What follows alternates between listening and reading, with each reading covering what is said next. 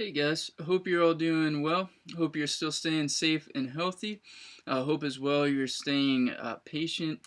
I know for me that's the biggest struggle right now, just being patient. I want things to be open back up and be able to go out and do stuff and get together with people, but we need to keep being patient. So I encourage you in that, be patient. Things will get going again soon. And hopefully by this summer we'll be meeting together in person soon. But I just want to encourage you and challenge you today with some stuff that I've been reading in my devotional time with God. And just to start out, something that I really admire in people is wisdom. I really admire people that have wisdom, especially godly wisdom. And when I say wisdom, I'm not talking about necessarily the ability to do stuff. Though that's really cool if you have the ability to do stuff. We probably all have that friend that we're like struggling with something, we can't get it, and we pass it off to our friend and they just like knock it out. Right? That's pretty amazing if you have the ability to do stuff. But when I talk about wisdom, I'm talking more about the ability to make right decisions, the ability to say the right thing and do the right thing when somebody's hurting, to just do that thing or say that thing that just encourages them and makes them feel better. And I really admire people that have that type of wisdom. I desire to have that wisdom myself and to grow in that as I get older. Not just so I can make right decisions, but also so that I can help other people, so that I can comfort them, so that I can encourage them, so that I can provide guidance for them. And I hope that you desire wisdom as well. It's a good thing to desire. In First Kings, God goes to Solomon and says to Solomon, whatever you want, ask it of me and I'll give it to you. And Solomon says, I desire wisdom. And God says, you've asked for a good thing. And so wisdom is a good thing, especially in this time right now with this virus and this pandemic. Our leaders need wisdom, when to close businesses, when to open businesses. We need wisdom in our life. Should I wear a mask? Should I not wear a mask? Should I go to this place? Should I not go to this place? What should I do with my time? If you're like me, before this happened, a lot of your time was dictated by other people. You go to school, you go to work, you have family obligations, you have sports practice or play practice, and a lot of your time was already kind of scheduled out, and now you got all this extra time, and you got to figure out what do I do with this time? And so we need wisdom to decide those things. And so that's something I desire. Hopefully that's something you desire for your life, to be wise and to be able to make wise decisions and help guide and care for other people with wisdom. And so what I want us to think about and talk about a little bit today is, how do we get wisdom? Look first of all at Proverbs 9, starting at verse 10. Solomon, again, who we already talked about a little bit earlier, he's the wisest man that ever lived. He writes in Proverbs 9 verse 10, the fear of the Lord is the beginning of wisdom, and the knowledge of the Holy One is insight. And so Paul writes there, if we want wisdom, we have to know the Holy One, that's God. We have to know God. And then we have to have a fear of the Lord. And again, the Lord is God. So we have to know God, and we have to fear the Lord. And that word fear there, it doesn't mean like being scared. It's not like, oh, Mama J is mad at me, I'm scared. No, the fear in that passage is reverence. It's respect.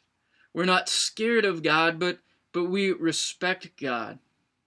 We know God, we know some facts about Him, but more importantly, we know who He really is. What really drives Him? What is God's heart? What are God's passions? Who really is He as a personal being, as a person? And Solomon says if we know that, if we have that knowledge, if we have that respect of who God is, then that is the beginning of us having wisdom for our life. When we know who God is and what He values, and when we can apply that to our life, then we start to be wise people ourselves. And so that leads us to our next question then. If wisdom starts with knowing God, then how do we know God? Open up to Romans 1. Romans 1, and Paul's going to talk a little bit about how do we know God. There we are. Romans 1, starting at verse 19. For what can be known about God is plain to them, because God has shown it to them. For His invisible attributes, namely His eternal power and divine nature, have been clearly perceived, ever since the creation of the world and the things that have been made, so they are without excuse. Now, the theological term for what Paul is talking about in these verses here is called general revelation. But more importantly for us, what he's talking about there is that nature, the created world, can show us and teach us some things about God. That when we look at the creation around us, that it first of all screams out, it yells to us, there has to be a creator. That this world couldn't have just gotten here, come here, be like this just by chance. It is too magnificent, it is too intricate a world to not have a creator and a designer behind it. I told you guys before that in college I studied chemistry. And if you studied chemistry or science in high school, you know, or middle school even, you know, you start out studying science and you're like, man, this is some complex stuff. And then you get to college, and your first couple of years of college, you're like, okay, this is getting a little harder. This is some pretty complex stuff. The crazy thing you find out is when you get into your third or fourth year of like chemistry or science in college, is they start out telling you, yeah, all that stuff you learned in middle school, high school, your first couple of years of college that you thought was so complex, it's actually very simplified in relation to what the world is really like. What chemistry and biology are really like in our world are extremely complex. That stuff in high school we thought, man, that was really complex. That's actually really simple compared to the reality of just how amazingly complex everything in our world is. And so our world is just so complex and so intricate. It just screams to us there has to be a creator, there has to be a designer behind it. But also, as we look at creation, as we look at the world around us, Paul says there, it also tells us a little bit about the invisible God's attributes. We can't actually see God, but we can see the effects of His creation and in His creating process, and that tells us a little bit about His attributes, specifically His eternal power and divine nature, Paul says. That we can see that our God is a powerful God, that He created a powerful world, but yet He controls it and He sustains it. A couple of weeks ago, I was taking some cardboard out to the curb to put out for recycling, and I took the cardboard out and I set it down, and a gust of wind came and blew the cardboard down the street. I was kind of frustrated, but I went down the street and I picked up the cardboard, and I'm carrying all this cardboard back, and I'm walking back into the wind, like the wind's blowing into my face, and it was pretty windy, and I'm carrying all this cardboard, and it's just like this giant sail that I'm carrying, and it's pushing against the cardboard, and I'm struggling to walk back to my house going into this wind. And it just shows the power that God has. As powerful as that wind was, our God created that and our God sustains that. That we see things in creation like that show us the power of God. Creation shows us the beauty of God. All right, we're starting to get into springtime now. You can go out and there's all kinds of beautiful flowers everywhere. The trees are starting to bud and look beautiful. Everything's starting to get more green. It's just a beautiful time of year, and we look at our world and we just see beauty all around us. God created that in the world. He's not a God that just made a practical world, but a God that made a beautiful world. And so we know that our God, the Creator, cares about beauty. And there's lots of other stuff we could talk about that just as we look at our world shows us this general revelation, shows us these general characteristics about God and who He is and His existence. And it's a pretty awesome thing. And I just challenge you as you go throughout your day, as you look at the world around you, what is it pointing out to you? What is it showing you about who God is? But the thing is, we can learn some general stuff about God from our creation, our world around us. But if we really want to know specifically who is God as a person, what are His passions, what is the heart of God, we got to look to something else to help us understand that, right? Because it's an encouraging thing when you're going through a tough time, or when somebody else is going through a tough time, to know that God is powerful and He's in control. But if I really want to know how to relate personally to somebody who's struggling and be wise in interacting with them as a person, I need a little bit more than that. I need to know the heart and the passion of God. And so this is the verse that I read the other day that I knew it, but it just blew my mind as I read it and thought about it again. Flip to Colossians 1:15. Colossians 1:15. He, that is Jesus is the image of the invisible God, the firstborn of all creation. Right, that's a pretty awesome passage. That again, our God is invisible. We can't see God. We can't walk down the street and knock on God's door and say, show me who you are. Let me talk to you and have a conversation with you. Our God is invisible. We learn a little bit about Him from the creation around us. But what Paul says there is that invisible God, we can see Him through Jesus. That Jesus is the image, the tangible reality of the invisible Father God. That when we look at the life of Jesus, we are looking at God. Hopefully that blows your mind a little bit. Maybe take a minute and pause this and just think and reflect on that a little bit.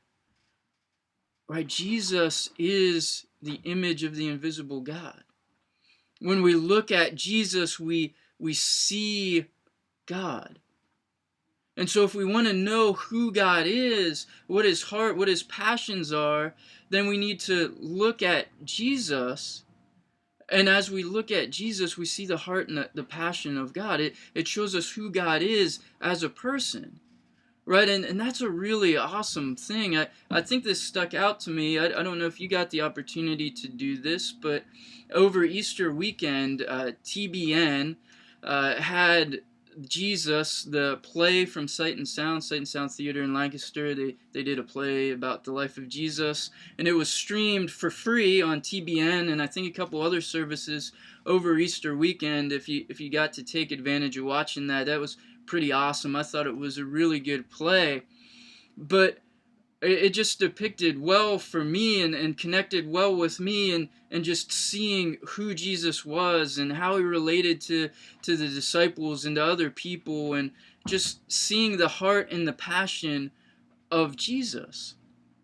And just as I watched that, and then a couple of days later read this passage in Colossians 1 and just thought about what I saw depicted in that play wasn't just the depiction of some guy that lived a long time ago, but was actually the depiction of God.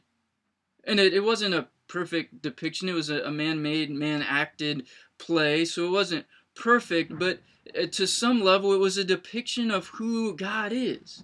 And as we understand more and more who Jesus is, and see more and more about Jesus' life, then we know more and more just the heart and the passion of God. And so if we want to be wise, if we want to live like God, then we need to really see how Jesus lived. If we want to help our friend who's struggling with anxiety over the coronavirus, then we need to look and see how did Jesus help his friends that were struggling with anxiety in tough times. And as we see not just what Jesus did for his friends, but his heart and his compassion towards them, then we can see the heart and compassion that we should have, the things that we should do to care for other people. That Jesus is the image of the invisible God, and the more we learn and grow in him, the more that helps us to be like God, the more that helps us to be wise. Right? Are you following along with where I'm going here? I kind of took a little bit of a journey here, but the idea is that as we read Scripture, we're not just reading facts and information about some guy that lived a long time ago, but we're learning who Jesus is, and that's showing us who God is. That's awesome. I don't know about you, but as I pondered that the other day, that just blew my mind. Right? I want to be wise. I want to care for people well. I want to care for people like God cares for me. And I can see how to do that because I can see what Jesus did. And reading scripture, seeing plays, listening to messages, all those things help me to better visualize and better wrap my mind around just who Jesus was as a person and who God is in light of that. And so I just challenge you this week. As you look at creation, let that show you the greatness of God and show you the greatness of God's attributes. As you just look around, you think about, like, what does that tell me about who God is? Right? We can even look at creation and see analogies that can be helpful to us understanding the Bible. If you listen to Pastor Doug's message on Sunday morning, he used the analogy of a log, of a piece of wood, and he was talking about being consumed for God, being consumed for a good purpose, and used the analogy that a log can sit and rot and be consumed by rot and be to no good purpose, or a log can be thrown on the fire and be burned and consumed for light and heat. And so creation can show us cool analogies like that as well, and just help us to understand more of who God is. And so as you look at creation, let it lead you into worshiping God and understanding him better. And then also as you dig into and learn more about Jesus, remember, as you're learning about Jesus, you're learning who God is, because Jesus is the image of the invisible God. And learn who Jesus is so you can be like him. And then as you learn more about who God is, as we build that fear, that respect of God, understanding of him, then we start to become wise people. And hopefully as we grow in wisdom, then we're better equipped to make choices in our life, and we're better equipped to help and care for the people around us. And so push into that. Be thinking of God as you look at nature, and be striving to dig in deep to who Jesus really is. Thank you guys for listening. Remember, I love you. I care about you. I'm continuing to pray for you. And feel free to reach out if you need anything. If I can help you out and maybe share a little bit of wisdom for you at some point.